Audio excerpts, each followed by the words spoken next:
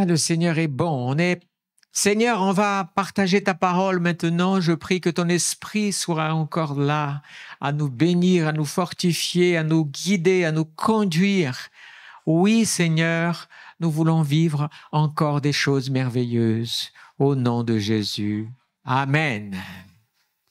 Dites à vous-même, parle-moi, Seigneur, au travers de la parole de Dieu, transmise, bien sûr. Alléluia. Gloire à l'Éternel. Vous voyez là les coupes, les 7 coupes?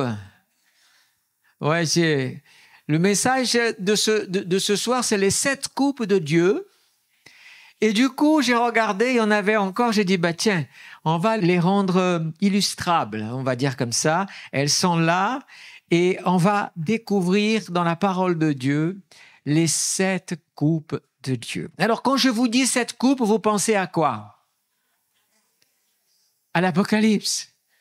Eh bien, vous avez tort. Mais je conçois que c'était la pensée qui est normale de venir. On va parler des 7, mais on ne va pas non plus les oublier complètement. Mais en fait, il n'y a qu'une seule qui nous intéresse éventuellement l'Apocalypse. On verra bien chemin faisant. Mais le texte, Exode chapitre 6, versets 6, 7 et 8. Alors, bien aimé, une chose tout de suite une mise en place ici. Ce texte que nous allons lire, ou que je vais lire d'abord, et après je vous dis juste après, il a une particularité, il fait partie intégrante d'une des fêtes de l'Éternel dans la parole de Dieu. Amen. Alors, je répète, Exode, chapitre 6, versets 6 à 8, dans la seconde 21, voilà ce que dit le texte. C'est pourquoi dis aux Israélites, donc Dieu parle à Moïse de parler aux enfants d'Israël. Amen. Je suis l'Éternel, je vous affranchirai des travaux pénibles dont vous chargent les Égyptiens. Je vous délivrerai de la servitude à laquelle ils vous soumettent et je vous rachèterai de la force, par la force de mon bras et par de grands jugements. Je vous prendrai pour que vous soyez mon peuple. Je serai votre Dieu et vous reconnaîtrez que c'est moi, l'Éternel, votre Dieu, qui vous a affranchi des travaux pénibles dont vous chargent les Égyptiens. Je vous ferai entrer dans le pays que j'ai juré de donner à Abraham, à Isaac et à Jacob. Je vous le donnerai en possession, moi, l'Éternel. Ce texte-là est lu par le peuple d'Israël, particulièrement dans la célébration de la Pâque. C'est le texte qui est lu. Pour ceux qui ne connaissent pas, quand on célèbre la Pâque, la nuit du Seder, cette nuit qui est censée célébrer le soir où l'ange est passé, et il fallait que dans la maison de ceux qui célébraient, qui voulaient la délivrance du Seigneur, il y ait le sang de l'agneau dans le linteau des portes. Vous vous souvenez, c'est connu tout ça dans la parole de Dieu. Pendant qu'ils célébraient cette nuit-là, c'est-à-dire la nuit de veille, la veille du jour d'après qui allait venir, qui était le jour de la sortie d'Égypte, c'est-à-dire un grand jour de victoire. Amen. Donc, il faut savoir que dans cette célébration très particulière qui se fait en famille, on a des plats qui sont spéciaux, mais on ne va pas parler de ça. Ce qui m'intéresse en fait ici, c'est que pendant la nuit de célébration, pendant qu'on lit la parole, pendant qu'on raconte ce qui se passe, on prend une coupe en famille et on boit. Et traditionnellement, on boit 5 coupes. Donc, 5 coupes de vin.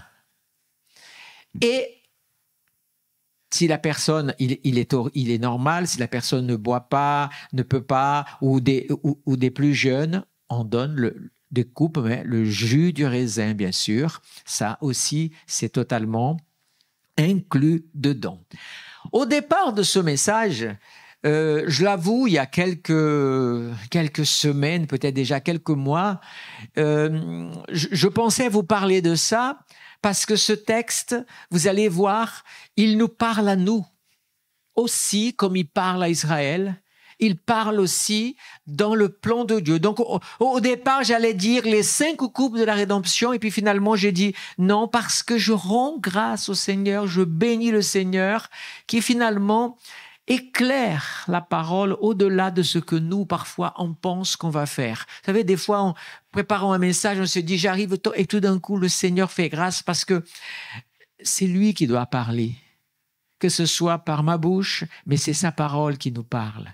Et ce que je désire, c'est que sa parole agisse. Et du coup, de cette célébration on n'est pas, bien sûr, on est plutôt à la veille de la Pentecôte, mais de cette célébration, en fait, au lieu de 5, on va tout simplement amener à 7. Il faut savoir qu'il y a une 6e coupe aussi qui est bue, parfois, dans la célébration de la Pâque. Je vous dirai tout à l'heure, mais la 7e, je bénis le Seigneur parce que ça m'a beaucoup réjoui le cœur quand j'ai vu qu'il y avait la 7e aussi. Alors, on y va. Donc, dans ce texte d'Exode 6, il est question dans ce texte de voir qu'il y a 5 verbes en action de ce que Dieu a fait. Et on va voir que pour chaque verbe, on sait ce que c'est le verbe. Un verbe, c'est ce qui donne tout le sens à une phrase et donne l'action. Et on voit bien que ce verbe aussi a un lien. Quand on parle du mot verbe, on pense à Jésus dans l'évangile de Jean. Au commencement était la parole, mais dans un sens était le logos, était le verbe. D'accord? Parce que c'est pas simplement la parole, mais un objet un complément d'objet direct ou indirect, tout ce que vous voulez, mais c'est le verbe qui est le plus important. Dans la phrase, si vous enlevez le verbe d'une phrase, ça devient compliqué. Je ne sais pas si vous avez déjà essayé, mais il peut y avoir quelques exceptions, mais le verbe, il est essentiel, il est le cœur d'une phrase. Est-ce que je dis des bêtises ou vous êtes d'accord avec moi? Bon, alors, je suis rassuré aussi. Et donc, chaque verbe, c'est une coupe. Alors, on reprend le texte, mais avec simplement là où se trouve le verbe. La première coupe, allons-y. La première coupe, c'est celle qui dit « Je suis l'Éternel, je vous affranchirai ». C'est affranchir. Et c'est très intéressant parce que c'est la première coupe, c'est la première chose que le Seigneur a fait. C'est nous affranchir. Qu'est-ce que c'est affranchir? Eh bien, affranchir, ça a le sens de briser les chaînes, sortir. C'est ça le mot. Dans son original, c'est sortir. Il faut sortir de cette situation. C'est la première chose qui va se passer dès le lendemain. Le peuple va faire quoi? Il va sortir d'Égypte. Quand on regarde un texte comme Exode 13, verset 13, il est dit « Moïse dit au peuple, souvenez-vous de ce jour où vous êtes, regardez, sortis d'Égypte, de la maison d'esclavage. » Alléluia. Et en effet, c'est par sa main puissante que Dieu vous a fait sortir. On ne mangera pas de pain levé. Ça, c'est autre chose. Mais souvenez-vous que Dieu vous a fait sortir d'Égypte, de la maison d'esclavage. La première chose que Dieu désire agir dans notre vie, c'est nous sortir de notre situation de vie de péché, de l'esclavage que le péché a en nous. Et ce qui est intéressant, c'est que, je ne sais plus si c'est vendredi dernier que j'ai parlé de nos combats. C'était vendredi dernier, et dans ce combat, on a vu que nous vivons parfois des prisons liées à notre nature. notre chair, tout ça. Vous vous souvenez de ce message? C'est déjà sur Internet. Mais nos combats. Et donc, la première chose que Dieu va faire, c'est sors d'Égypte. Sors. La première chose que quand quelqu'un reçoit Jésus dans sa vie, c'est il sort de la vie qu'il menait. C'est-à-dire que tous les fardeaux des péchés, les chaînes vont être brisés. Amen. Il y a un texte qui est très intéressant, c'est Romains 8, versets 2 à 3, où il est dit, et voilà ce que dit ce texte. En effet, la loi de l'Esprit qui donne la vie en Jésus-Christ, écoutez bien, m'a libéré de la loi du péché et de la mort. Car ce qui était impossible à la loi, parce que la nature humaine la rendait impuissante, Dieu l'a fait. Il a condamné le péché dans la nature humaine en envoyant à cause du péché son propre Fils dans une nature semblable à celle de l'homme pécheur. Bien-aimé, la première chose que Dieu veut faire, c'est te faire sortir de ta prison, de ton esclavage. C'est la première chose que Dieu veut faire. Alors, je veux bénir le Seigneur. Je prends ici la première coupe. Je veux bénir le Seigneur et je dis merci Seigneur parce que tu nous as libérés de notre prison, de notre esclavage de péché. Amen. Gloire à Dieu. Alléluia. Je rassure, c'est pas du vin. Je vais pas, cette coupe, moi je tiens pas l'alcool, cette coupe comme ça, vous faudrait après me porter, voyez? Non, c'est bien du jus de raisin, je rassure. Comme ça, je peux boire tranquillement. Béni soit le Seigneur. Est-ce que tu es heureux? Est-ce que Dieu t'a déjà libéré de ton péché et de la condamnation de la mort? Moi je dis oui. Amen. La deuxième coupe, on y va à la deuxième coupe. La deuxième coupe, il est dit, je vous délivrerai. Amen.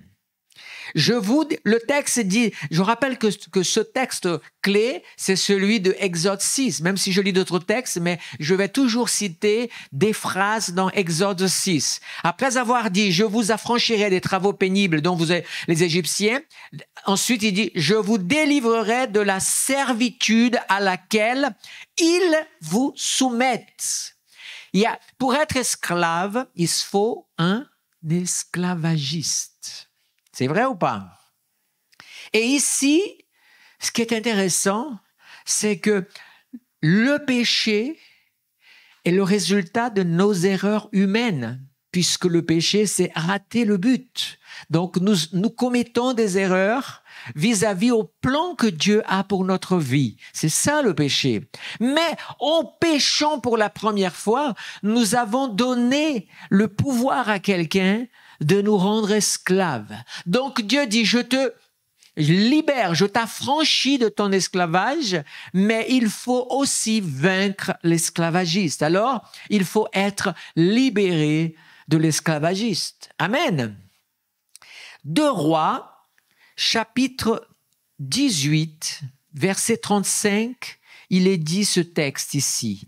Parmi tous les dieux de ces pays, quels sont ceux qui ont délivré leur pays de ma domination pour que l'Éternel puisse en délivrer Jérusalem? Dans la guerre, entre guillemets, des dieux dans l'Ancien Testament, on voit bien que chaque nation avait son Dieu. Et donc, il y avait toujours ces batailles. Et quand nous sommes ici dans 2 Rois 18, il y a quelque chose qui se passe qui est terrible, c'est que les Assyriens sont là en train de vouloir humilier, et ils humilient le Dieu d'Israël. En disant, tu penses que le Dieu des Égyptiens n'a pas délivré de ma main. Le Dieu des Édomites, le Dieu d'Israël, c'est-à-dire le royaume du Nord, ne les a pas délivrés. Et vous croyez que votre Dieu va vous délivrer?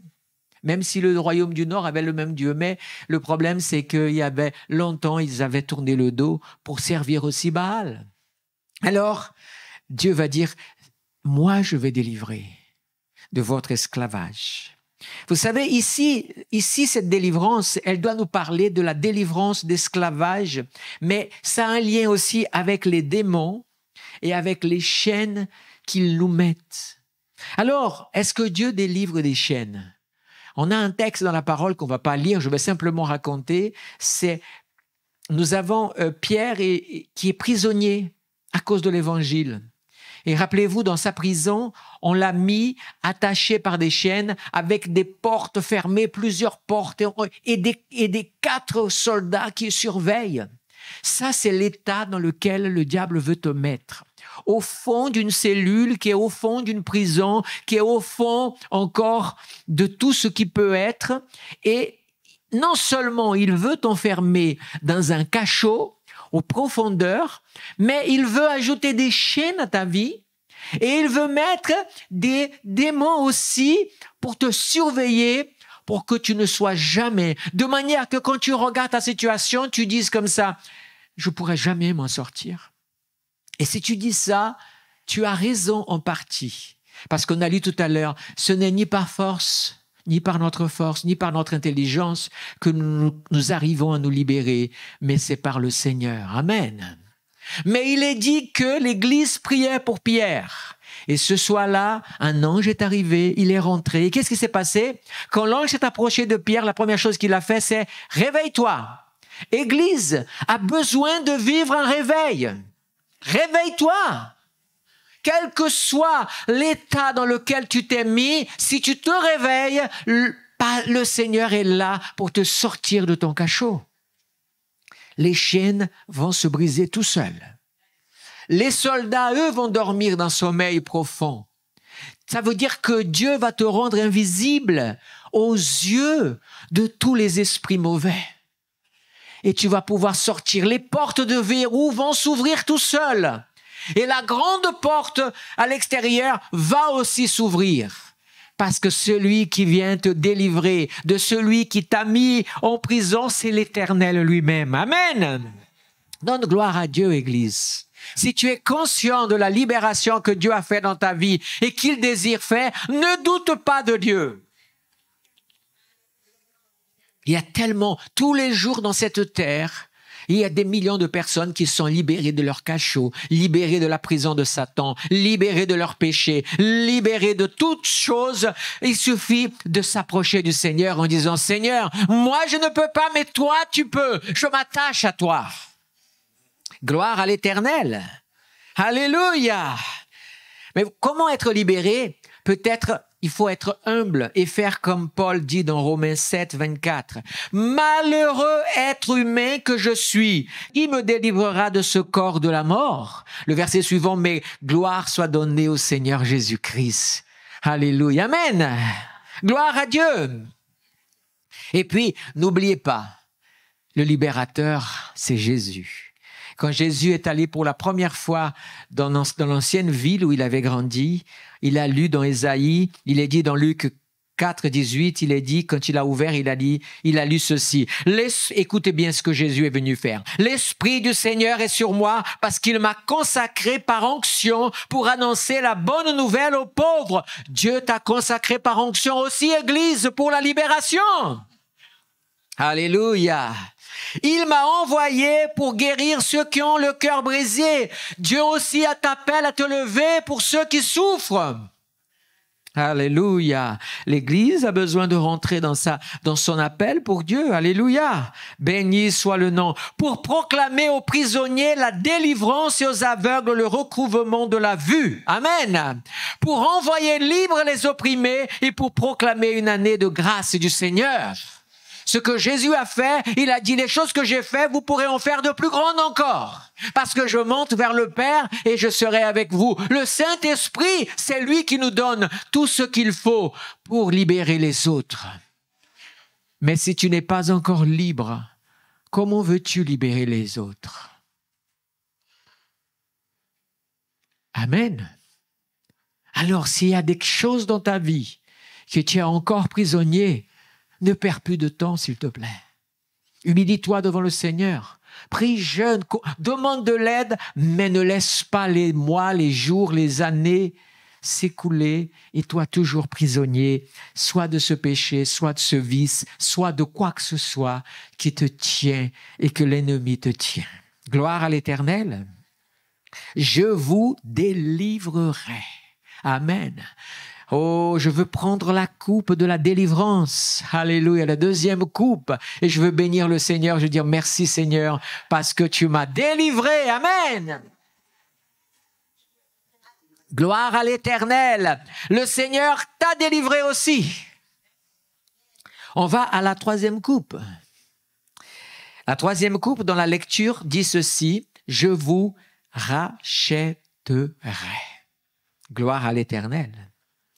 Le texte dit ça, et puis plus loin, il dit comme ça, il a dit comme ça, je vous délivrerai de la servitude à laquelle je soumets, et je vous rachèterai par la force de mon bras et par de grands jugements. Gloire à Dieu. Alléluia. Qu'est-ce que c'est? Vous savez quel est le mot pour racheter? C'est le mot rédemption. D'ailleurs, il y a un passage dans la Bible qui est très connu. Je vais le lire volontairement dans une version qui n'utilise pas le mot rédemption auquel nous sommes si attachés. C'est dans le livre de Job. Il est dit, je sais que mon Rédempteur vit. Mais si vous prenez des autres versions, si vous prenez le mot rédempteur, vous savez c'est quoi le mot qui apparaît? C'est le mot pour rachat. Et si vous prenez ce mot dans le Nouveau Testament et que vous le prenez du grec, vous savez qu'est-ce qu'il veut dire ce mot? Il veut dire « j'ai payé la rançon pour que tu sois libre ». Gloire à Dieu. Le Seigneur est celui qui te rachète. Mais la plus belle histoire qui illustre cela, et je me réjouis, c'est l'histoire de Ruth et Boaz.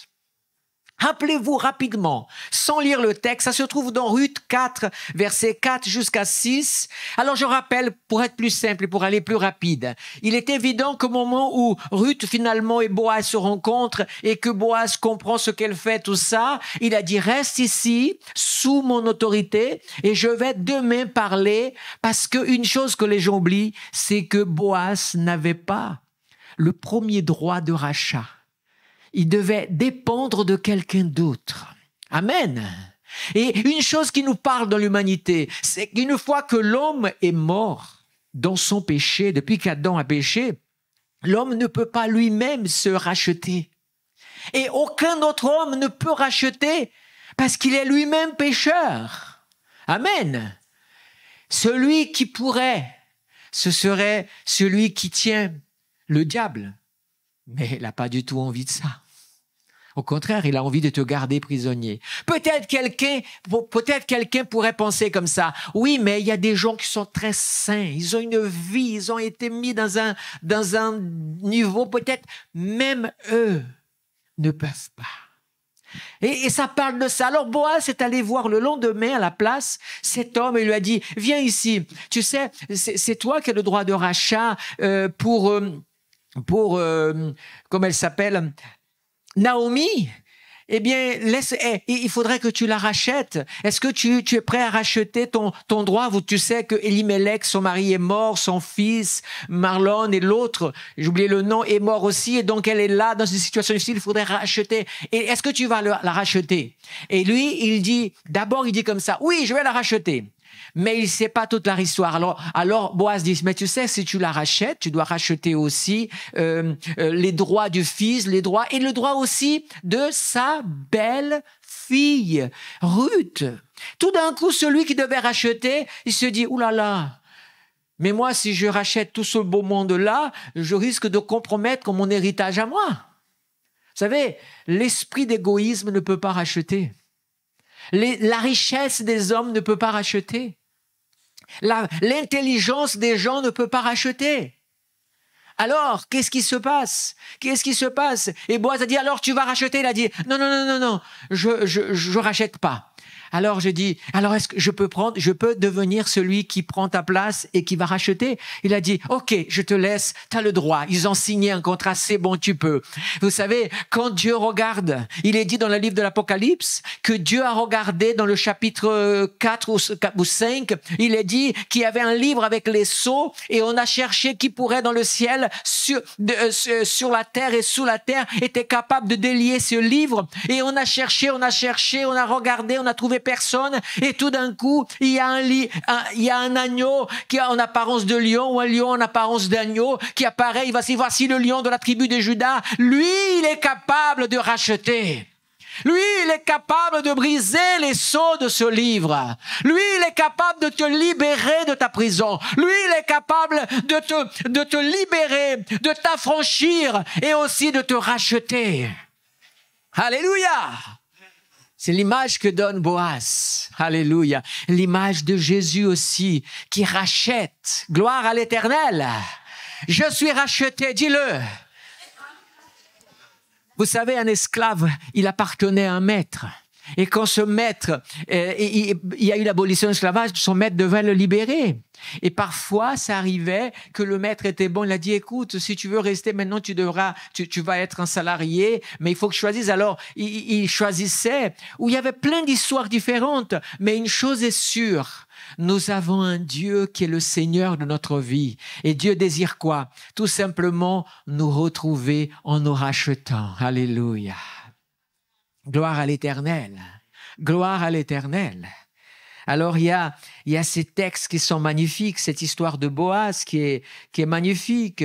Et puis, il y a d'autres versets, mais je termine avec Éphésiens 1,7 où il est dit « En lui, par son sang, nous sommes rachetés, pardonnés de nos fautes conformément à la richesse de sa grâce. » Je peux prendre la troisième coupe, amen.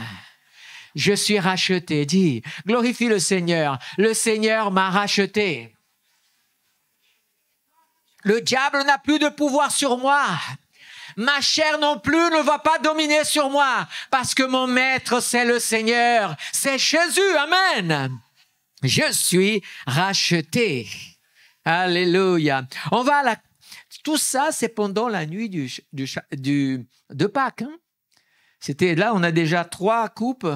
Et on va aller à la 4e. Qu'est-ce qui se passe après? À la 4e, il est dit, après qu'il a racheté, toujours dans Exode 6, il est dit comme ça, je vous rachèterai par la force de mon bras puissant, et puis voilà, je vous prendrai pour que vous soyez mon peuple, et je serai votre Dieu. Alléluia. Et c'est moi qui serai l'Éternel, votre Dieu.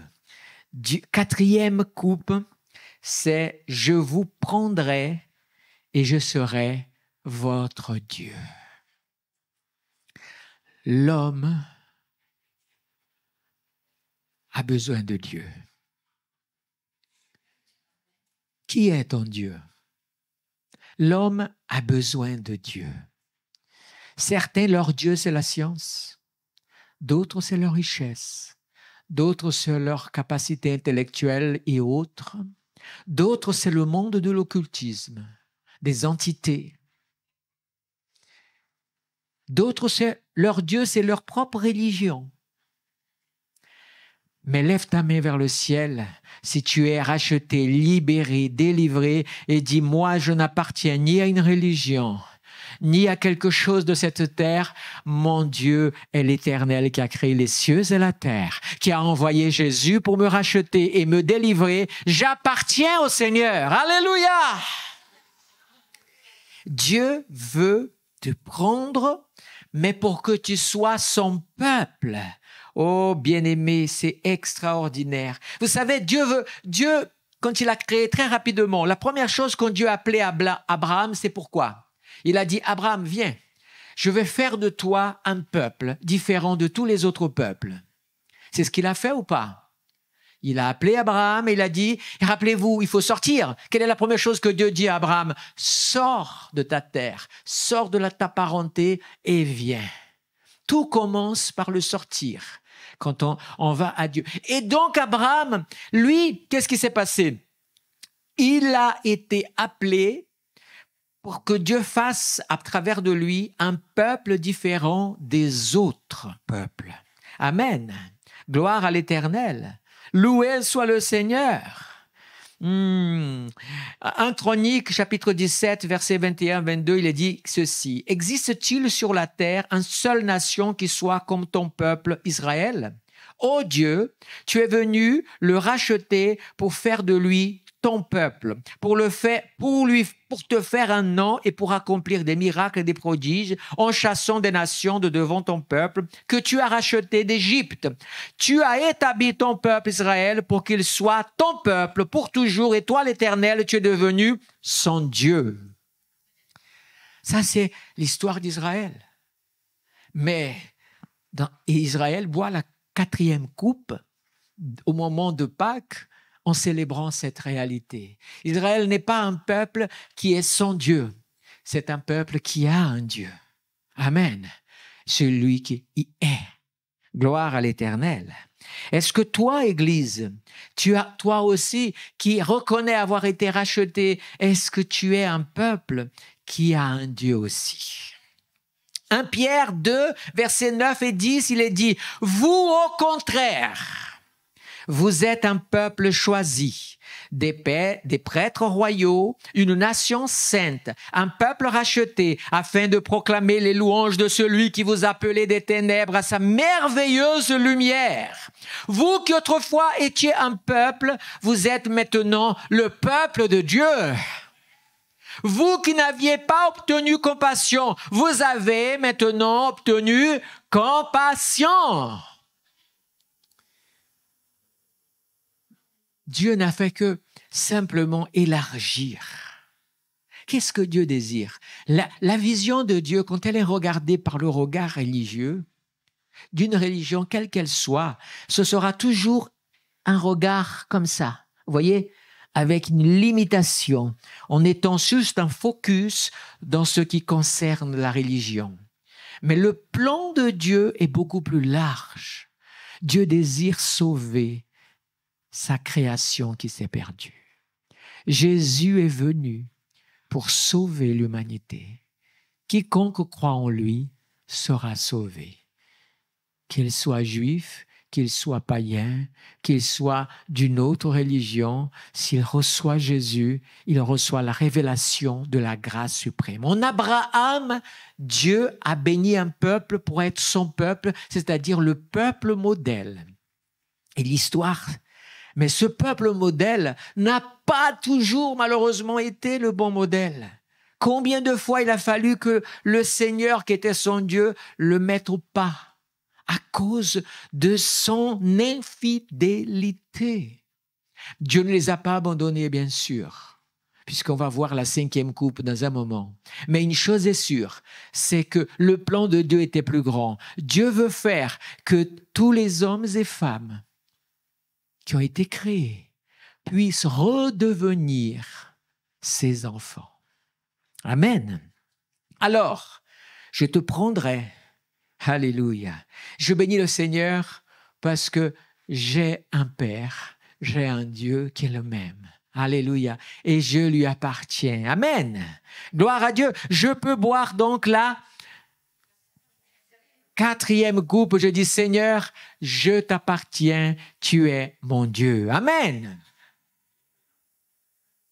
Glorifie le Seigneur, Église. Prends conscience de qui tu es en Dieu. C'est tellement précieux. On va à la 5e coupe. Allez, la 5e coupe. Toujours dans ce texte, il est dit après qu'il a dit, je veux être son peuple. Il va dire, et je te ferai entrer. Amen. La 5e coupe, je te ferai entrer dans le pays que j'ai juré à donner à Abraham, Isaac et Jacob, et je vous le donnerai en possession, moi l'Éternel. L'Éternel n'a pas simplement choisi un peuple, mais un peuple a besoin d'un territoire. Alors l'Éternel a donné un territoire à Israël. Et c'est pour ça que la 5e coupe, c'est la coupe de 2 mots, qui est Nakal et Nathan. Ce sont des mots. Natal veut dire posséder un héritage et Nathan veut dire donner. Dieu a donné Nathan. Dieu a donné une terre en possession, c'est-à-dire en héritage, à Israël, son aîné. Amen. C'est merveilleux. Dieu a fait cela. Vous savez, on a lu tout à l'heure, dans Genèse 12, 7, il est dit, l'Éternel apparut à Abraham et dit, c'est à ta descendance que je donnerai ce pays. Abraham construisit là un autel en l'honneur de l'Éternel qui lui était apparu. Le mot apparaître ici, 2 fois, c'est le mot qui est en relation avec le Seigneur qui existe. Gloire à l'Éternel. Dieu est loué. Amen. Dieu a fait rentrer Israël dans sa possession. Dieu a fait rentrer Israël dans sa promesse. Qu'est-ce que cela nous parle à nous? C'est que Dieu aussi, Église, et de façon aussi individuelle, Dieu a des promesses pour ta vie. Combien ici ont reçu des promesses de Dieu? Combien ont déjà vu des accomplissements de certaines promesses? Et combien attendent encore des accomplissements de promesses? Je ne parle pas des choses petites, je parle de choses grandes que Dieu a parlé. Alléluia. Dieu est celui qui nous fait rentrer dans la terre qu'il nous promet. Dieu est celui qui nous fait entrer dans la promesse qu'il a pour nous. Amen. Gloire à Dieu. Gloire à l'Éternel. Je prends la 5e coupe. Amen. Prends avec moi la 5e coupe, Église. Et dis avec moi, je prends, alléluia, possession par la foi dans toutes les promesses que Dieu a mis pour moi. Je vais rentrer dans ma terre promise, dans les promesses de Dieu. Je vais vivre les promesses. Je ne mourrai pas avant de voir les réalisations des promesses de Dieu pour ma vie. Amen. Je bénis l'Éternel qui accomplit sa parole dans notre vie. Il est le même hier, aujourd'hui, éternellement. Il est le même hier, aujourd'hui, éternellement. Il est le même hier, aujourd'hui, éternellement. Ce qu'il a promis avant, il l'accomplira. Alléluia. Allez, on va découvrir les 2 coupes maintenant qui ne sont pas dans ce texte. Alors, parfois, effectivement, dans la Pâque, dans la célébration de la Pâque, il y a une 6e coupe. Et quand il y a une 6e coupe, selon peut-être les croyances, je ne vais pas rentrer dans des détails là, ça s'appelle la coupe d'Élie. La 6e coupe, elle est appelée la coupe d'Élie. Alors, qu'est-ce que veut dire la coupe d'Élie? Ici, vous allez voir, on rentre ici à partir de là maintenant, puisque vous êtes rentrés dans les promesses de Dieu, vous avez compris que les 5 premières coupes parlent des réalisations de choses qui sont de notre vie. Amen. Mais à partir de là, n'oubliez pas, c'est très important, parce qu'à partir de là, je rends grâce au Seigneur de voir tout ça. Qu'est-ce que la coupe d'Élie? Qui est Élie? Alors, pour découvrir mieux cela, on va lire une prophétie qui se trouve dans le prophète Malachie. Alors, dans la seconde 21, ça se trouve dans le chapitre 3, versets 23 et 24. Dans d'autres versions, il y a 4 chapitres et c'est les 2 derniers versets aussi. Amen. Voilà ce que dit le texte, mais le texte est le même. Il est dit, « Je vous enverrai le prophète Élie avant que n'arrive le jour de l'Éternel. Ce jour grand et redoutable, il ramènera le cœur des pères vers leurs enfants et le cœur des enfants vers leurs pères, de peur que je ne vienne frapper le pays de destruction. » Ici, on est un petit peu dans ce qu'on appelle l'eschatologie. Alors, on n'a pas le temps de beaucoup approfondir sur ce chapitre, mais je trouve intéressant de lire Matthieu chapitre 17, versets 10 à 13. Écoutez bien. Les disciples vont poser une question à Jésus. Écoutez bien. Les disciples lui posèrent cette question. Pourquoi donc les spécialistes de la loi, vous voyez, c'est une croyance de ceux qui sont approfondis dans la connaissance de la Torah et des prophètes, et il est dit, donc il pose cette question, pourquoi donc je reprends le texte, les spécialistes de la loi disent-ils qu'Élie doit venir d'abord? Jésus va répondre, il est vrai qu'Élie doit venir d'abord et rétablir toutes choses. Vous avez remarqué, cette croyance n'est plus qu'une croyance. C'est quelque chose de vraiment réel. Il y a Élie qui doit revenir. Mais je vous le dis, Élie est déjà venu. Oh, là il a surpris les disciples. Ils ne l'ont pas reconnu et ils l'ont traité comme ils ont voulu. De qui parle Jésus? Ah, je vois que vous êtes bon dans la Bible. De même, le Fils de l'homme souffrira de leur part. Les disciples comprirent alors qu'il leur parlait de Jean-Baptiste. Écoutez bien, la croyance eschatologique est la suivante, c'est que vous savez pourquoi le personnage d'Élie, il y a eu cette prophétique? Parce que Élie n'est pas mort, mais il a été enlevé. Donc, il n'a pas. Et donc, il y a cette croyance qui est la suivante, c'est qu'il y a un personnage qui va venir. Vous savez, quand Zacharie, écoutez bien, c'est très important ce que je vais vous dire. Quand Zacharie, le père de Jean-Baptiste, quand il a rencontré l'ange qui lui a parlé qu'il allait avoir un enfant, l'ange Gabriel a dit ceci, il y aura sur cet enfant l'esprit d'Élie. Vous voyez? Donc, ce n'est pas Élie le tisbite qui a passé l'onction à Élisée, ce n'est pas lui-même.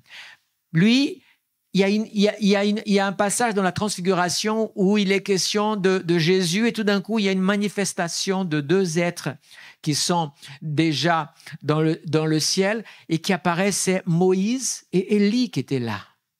C'est ces deux témoins qui sont la loi et les prophètes. Mais ils étaient là aussi. Mais la croyance est la suivante, c'est que l'Élie, et c'est intéressant parce que l'Élie ou l'élu, ça va très proche, il a un rôle à venir. Écoutez bien ce que je vais vous dire. Ce rôle, c'est de travailler pour préparer la venue du Fils de l'homme, le retour du Fils de l'homme. Mais Élie est déjà venu, mais j'ai une révélation pour vous maintenant. Est-ce que vous saviez que l'Église devrait agir en ayant le rôle d'Élie? L'esprit d'Élie a besoin d'être dans l'Église. L'esprit qui agit en Élie. Alors moi je dis Amen. Élie fut un prophète extraordinaire. Maintenant, ce n'est pas fini la révélation, on parle d'eschatologie. Donc on parle comprenez bien, quel est le rôle selon le prophète? Réconcilier les parents, les familles. L'Église, son rôle est de réconcilier l'homme, la femme, l'être humain avec Dieu. C'est le rôle de l'Église. Le rôle de l'Église n'est pas de semer la division, la discorde, comme malheureusement le diable se plaît à faire avec le peuple de Dieu, mais le rôle, c'est de réconcilier. C'est d'amener au pardon. Donc l'Église doit avoir le rôle d'Élie. L'esprit d'Élie doit être dans l'Église pour cela aussi. Mais c'est pas... Rappelez-vous quelle est la période d'Élie. C'est très important. Quand l'Esprit commence à montrer le texte, c'est merveilleux. Élie a vécu dans la période d'un des pires rois du Nord, Akab. Mais c'était un roi Akab était fils de Horim, qui a créé la dynastie. Et Akab a construit Samarie, qui existe encore aujourd'hui. Et Akab, non seulement était devenu un roi puissant, mais plus puissant même que Juda à cette époque. Mais Akab s'est marié avec Jézabel, fille de Ethbaal. Donc à l'époque, qu'est-ce qui s'est passé dans l'époque? Jézabel, écoutez bien, c'est très prophétique dans la Bible. Là, je parle de beaucoup de choses, vous connaissez la Bible, votre cerveau va vite relier les choses. Jézabel, vous voyez comment c'est ce nom? Jézabel? Déjà, c'est-à-dire l'épouse de Baal. celle qui est mariée à Baal. Mais c'est pourquoi. Et vous allez voir encore que elle, qu'est-ce qu'elle a fait, Jézabel? Jézabel, elle a amené l'idolâtrie à un niveau record dans le royaume du Nord et a touché le royaume du Sud aussi. Jézabel, même si le roi Akab était puissant et tout ce que vous voulez, mais Jézabel avait un contrôle sur lui, émotionnel. Rappelez-vous de la vigne de Naboth. Akab avait encore un peu de crainte. Bon, il n'a pas voulu vendre la vigne, mais Jézabel est allée, il a dit, il n'est pas question. Elle a fomenté quelque chose pour tuer Naboth, pour prendre sa vigne, cet esprit-là. Quand vous regardez dans le livre de l'Apocalypse, qu'est-ce qu'on dit dans le livre de l'Apocalypse? Écoutez ce que dit Apocalypse. Ce que dit le livre de l'Apocalypse, il est question, non, j'ai pas pris le verset, mais je vais vous le lire. Il est dit qu'il y a l'esprit de Jézabel dans l'Église. Et qu'est-ce qu'il est dit dans le livre de l'Apocalypse, dans le chapitre 3, dit que cet esprit-là mène les gens à l'impudicité, à l'esprit de pornographie. Jézabel, elle amène à adorer toute forme de Dieu et toutes sortes de dérèglements. Et l'Église dans ce monde, quand nous voyons le monde, nous comprenons que l'Église, quand elle n'agit pas avec l'esprit d'Élie, l'esprit d'Élie, c'est le même esprit qui était aussi, c'est le Saint-Esprit, c'est l'Esprit de Dieu qui agit. L'esprit du prophète, c'était le Seigneur qui agissait sur lui. Quand je dis esprit d'Élie, que chaque personne se choque en pensant, non, on parle d'un seul et même, l'Esprit de Dieu, qui a été donné à l'Église le jour de la Pentecôte. Amen. Et nous vivons dans un monde qui est de plus en plus pernicieux, de tellement d'ordre, les valeurs, tout ça. Et nous avons un rôle à jouer, Église. Nous devons boire la 6e coupe. Mais boire cette coupe, c'est pas simplement la boire, mais c'est penser qu'il faut revoir notre cahier de charge, voir notre feuille de route. Parce que qu'est-ce qui est marqué dans le livre de l'Apocalypse?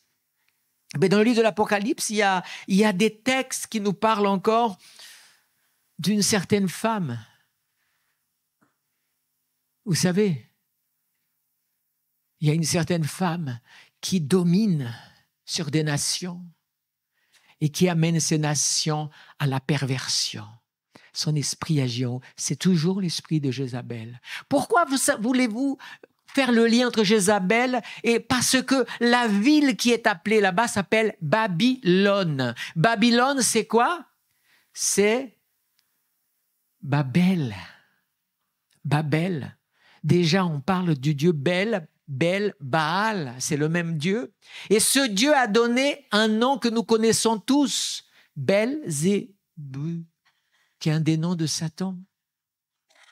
Donc, vous voyez comme le lien est fait. Quel est l'esprit qui agit? Élie a ce rôle. Jean-Baptiste, il est venu, comme il a dit, « Je suis qu'une voix qui prépare le chemin pour le Messie. » Israël attend le Messie, le Mashiach. Ils le disent aujourd'hui, il est déjà là, il est déjà parmi nous. Et ils le croient fortement à cause de tous les accomplissements des prophéties, de ce qui se passe dans le monde actuellement. Alors vous avez d'un côté les chrétiens qui sortent des interprétations de toutes sortes. C'est vraiment passionnant, j'ai envie de dire, la période que nous vivons. Et en même temps, ce qui est passionnant et terrifiant, c'est l'attitude de l'Église. Qu'est-ce que nous faisons? Nous dormons. Nous sommes toujours à l'arrêt. Nous sommes toujours à faire plein de choses, des fêtes, des événements, à remplir de choses et non à accomplir notre véritable mission. Ça, c'est une question qu'il faudra rester. Sommes-nous capables de boire la 6e coupe? Que le nom de l'Éternel soit sur notre vie, amen. Que le nom de l'Éternel soit sur ta vie, amen. Que l'Église se lève avec la force d'Élie, qui était capable de dire, il ne pleuvra pas pendant 3, jusqu'à ce que moi je déclare qu'il pleuve à nouveau. Et ensuite, il va dire aussi à d'autres, ça c'est la pluie, ne tombe pas. Et puis quand il prie, la pluie tombe. Mais c'est lui aussi qui agit sur le feu. Quand il va dire, moi maintenant je vais prier, le feu va descendre. Et le feu descend. L'Église doit être capable, elle a reçu autorité, un mandat de Dieu pour agir dans le siècle présent, dans le monde, pour conquérir, pour réconcilier, pour ramener les perdus, pour amener à la connaissance de Dieu. Alléluia. Seigneur, nous voulons boire la coupe d'Élie, amen. Donne-nous l'esprit qui agissait en nous, qui agissait en Élie. Il agit en nous aussi. Mais c'est que des paroles si nous ne cherchons pas le Seigneur de tout notre cœur, de toute notre force et de toute notre connaissance et notre intelligence. Je bois et je bénis le Seigneur pour la 6e coupe. Alléluia, béni soit le Seigneur, béni soit le Seigneur, béni soit le Seigneur. Oh Seigneur, miséricorde. Pour notre génération, réveille-nous, réveille ton Église, réveille ton Église. Et je vous amène à la 7e coupe. Celle-là, on a déjà fini les coupes les 6 coupes en tout qui peuvent être bues pendant la Pâque. Mais celle-ci, c'est une coupe différente. Je vous pose une question ici. Question qui va encore, ces temps-ci, je pose beaucoup de questions qui remettent en question nos croyances parfois dans certaines valeurs. Si je vous demande en combien de jours Dieu a terminé de faire toute la création, vous me répondez combien? Vous me répondez 6. Et moi je vous dis non, c'est 7. Il est dit dans le texte, parfois il y a pas de jugement ici. Nous lisons parfois le texte. C'est pour ça que je prends plaisir à lire la Bible je vous ai déjà partagé ça, une application où il y a mais vraiment une vingtaine de versions différentes parce que ça vaut la peine. Ou alors d'aller directement, mais tout le monde ne peut pas aller toujours voir directement la langue originale, que ce soit le grec ou l'hébreu. Mais il faut au moins lire les différentes versions parce que parfois la seconde est bonne, parfois elle n'est pas bonne, parfois la 21 est bonne, parfois c'est la King James qui est bonne, parfois c'est la Darby, parfois c'est la Chouraki, parfois et ainsi de suite. Mais quand on lit, ce qui intéresse, c'est d'avoir accès au moins à ce travail qui a été fait par Strong. Parce que si vous savez utiliser cette petite machine-là, vous pouvez comprendre mieux le texte et l'origine du mot et parfois la racine du mot et parfois le sens. Quand vous avez, il vous faut un minimum de ça et vous avez comprendre ces choses. Or, quand vous lisez Genèse 2, il est dit quoi? Dans Genèse 6, termine comme ça. Et Dieu a créé l'homme, etc., soufflé, il est devenu une âme vivante, etc. Et le chapitre 1er finit comme ça. Et ce fut le matin, le soir et le matin, le 6e jour. C'est dit comme pour les autres jours, c'est-à-dire qu'il y a eu un jour. Et puis au chapitre 2, il est dit quoi? Et voilà que Dieu a créé les cieux et la terre, la création et tout ça. Et il est dit comme ça au verset 2, et au 7e jour, Dieu acheva sa création et se reposa. Ce qui est intéressant ici, dans cette nuance ici, c'est que Dieu sanctifia le 7e jour. Donc il est au 7e jour. Il va le sanctifier comme un temps de rentrer dans le repos. Donc, on est déjà. Alors, quelle illustration je peux vous donner pour bien comprendre? On dit que Jésus est ressuscité au 3e jour. On est d'accord? Pourtant, il a été crucifié le vendredi, on est d'accord? Mais comme il a été le vendredi, ensuite le samedi, mais Jésus est ressuscité le petit matin du dimanche, c'est-à-dire après 6 heures du matin. 6h01, 6h10 si vous voulez, parce que c'est le 3e jour, tout au début. C'est-à-dire qu'il y a toute la journée du premier jour de la semaine qui allait encore avoir, mais c'était le début. Vous confondez, vous faites, là je parle du premier jour, tout à l'heure, le 7e jour, je parle de la création. La même chose, Dieu a fini de... Mais le début, puisqu'il y a eu un matin, le soir, donc le 6e jour est fini, le 7e jour commence et tout de suite, Dieu fait quoi? Il le sanctifie et il commence son repos. Mais nous sommes au 7e jour. Le temps ne s'arrête pas, il n'y a pas une pause entre le temps. Quand l'un termine, l'autre commence à accrocher. C'est comme ça que Dieu a créé les jours et les temps. Dieu est dans le 7e jour et le 7e jour devient un jour saint. Eh bien, la 7e coupe, septième coupe que je vous propose, j'appelle ça la coupe de Dieu aussi. C'est la 7e. Et Dieu offre sa coupe à ses enfants. Vous savez, c'est avec tous les déboires, tous les combats, tout ce qui le monde vit ou que notre vie vit, le 7e jour, c'est où Dieu dit, voilà, tout est accompli, maintenant il est temps de rentrer dans une vie nouvelle avec moi, avec ma coupe à ma table. Et là, prophétiquement, on a par exemple, alors je vais quand même vous lire la 7e coupe de le livre de l'Apocalypse, qui est dans 6 coupes, elles sont calamiteuses pour l'humanité, mais la 7e coupe, écoutez bien, le 7e ange versa sa coupe dans l'air, et du temple du ciel sortit une voix forte, elle venait du trône et dit, c'est fait, ça y est, c'est accompli. Bon, vous voyez, la 7e commence par une fin. Quelque chose, c'est terminé. Pourquoi? Parce que si vous regardez la première à la 6e, c'est toutes les catastrophes selon l'interprétation des différents. Ça, je ne vais pas rentrer là-dedans. Mais dans la 7e, elle commence par « on a réglé ». Maintenant, on va rentrer dans le 7e. Et là, il est dit « c'est fait ». Il y eut donc des éclairs, des voix, des coups de tonnerre et un grand tremblement de terre, tel qu'il n'y en avait jamais eu de pareil depuis que l'homme est sur la terre. Vous voyez, donc c'est jamais encore arrivé, on n'y est pas. Hein? La grande ville fut divisée en 3 parties et les villes des nations s'écroulèrent. Dieu se souvint de Babylone la grande pour lui faire boire la coupe du vin de son ardente colère. Ce qui est intéressant ici, c'est que Dieu a 2 coupes. Je pourrais dire comme ça, la 7e et la 8e. La 7e, il y a la coupe. Quelle coupe tu vas boire?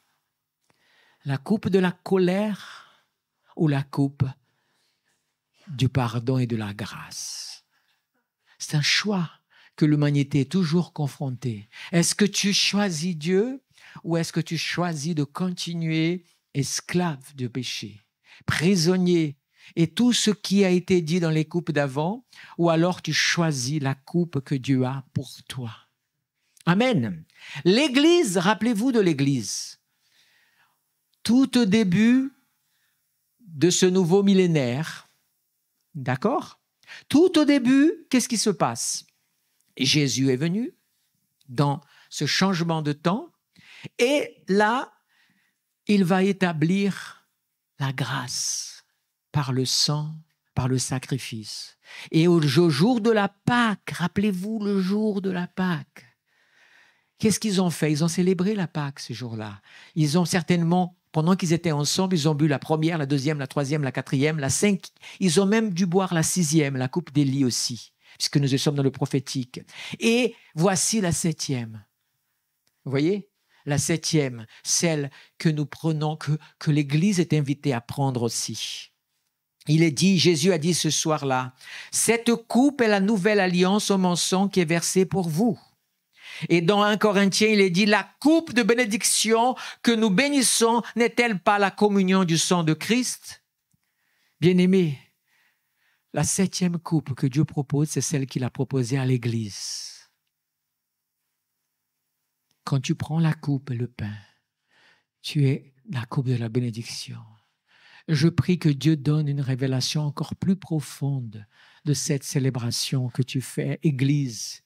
Certaines tous les dimanches, d'autres une fois par mois, d'autres une fois par an. Moi, ce que je veux savoir, c'est est-ce que quand tu célèbres, tu prends pleinement conscience de ce que tu célèbres? Est-ce que tu es pleinement dans la réalité spirituelle? Parce que le jour où tu rentres dans cette réalité, tu découvres quelque chose de très grand encore que tu ne peux imaginer.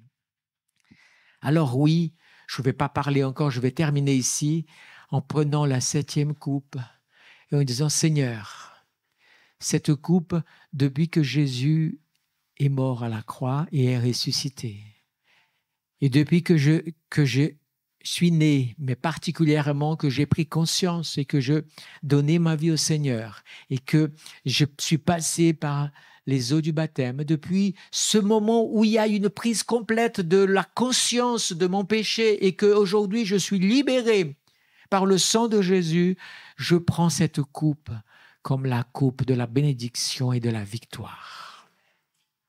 Amen. Je bénis le Seigneur. Je bénis le Seigneur parce que je ne mérite aucune de ces coupes. Mais j'ai droit à toutes parce qu'il est merveilleux. Alléluia. Je bénis le Seigneur parce que j'étais esclave, mais il m'a racheté, il m'a délivré, il m'a enlevé du péché, il a brisé mes chaînes.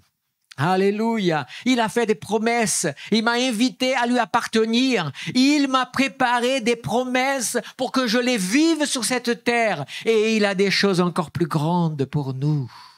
Seigneur, je veux accomplir aussi la coupe d'Élie en faisant ta volonté. En étant un acteur actif dans la société, dans le monde dans lequel je vis, pour la gloire de Dieu et pour le bien de cette société aussi. En lui proposant de connaître qu'il y a un Dieu merveilleux et qu'il n'y a pas de fatalité, il n'y a pas de je suis perdu, il n'y a pas de j'ai plus d'espérance, la vie ne vaut pas la peine d'être vécue, il n'y a pas tous les malheurs qui m'arrivent, il n'y a pas de solution, il n'y a pas... Si, il y a, mais il faut que les gens le savent. Et ça, c'est toi, Église, c'est moi, pasteur, qui devons le faire. Devons avoir honte, devons cesser d'avoir honte d'annoncer ce que nous avons de meilleur. Quand quelqu'un achète un vin et qu'il est de qualité, il fait quoi? Il cherche une occasion pour le partager avec ses amis. J'ai un bon vin. Alléluia. Quand tu trouves quelque chose de merveilleux, si tu n'es pas égoïste, tu veux montrer, tu veux... Quand tu achètes une voiture merveilleuse, tu veux montrer, regarde, waouh, je vais bien. Je parle pas de gens avec des idées mauvaises, je parle dans une simplicité de vie, tout simplement. Tu invites les amis. C'est pas ce que Jésus a raconté de la brebis perdue, de la pièce perdue, du fils prodigue. Quand quelque chose de bien nous arrive, nous avons besoin d'appeler les autres pour partager, pour qu'eux aussi comprennent qu'ils peuvent vivre la même chose qu'on vit aussi. Il y a plus de joie pour un pécheur qui se repent que pour 1000 chrétiens assis confortablement dans une église. Surtout si elle ne fait rien. Mais si elle se lève, alors l'histoire change. Dans la société, dans le quartier, dans la ville, dans le pays où elle est. Seigneur, je bénis ton nom. Seigneur, je bénis ton nom. Seigneur, je bénis ton nom. Alléluia. Je bénis ton nom, Seigneur, pour les 7 coupes. Oh, Seigneur, lève-nous, Seigneur, en tant qu'Église, en tant que peuple, pour annoncer la gloire de l'Éternel. Merci, Seigneur. Merci de réveiller notre conscience. Merci de réveiller notre cœur. Merci de réveiller notre vie. Merci, Seigneur, de réveiller ton peuple dans ces temps si décisifs. Merci de lever l'Église pour accomplir sa mission. Merci, Seigneur, pour cette parole et merci pour ton Saint-Esprit au nom de Jésus-Christ. Et je déclare que le même esprit qui a ressuscité Christ est le même esprit qui habite en moi. Et le même esprit qui agit au travers de Christ agira au travers de chacun d'entre nous. Donne-lui la place. Amen.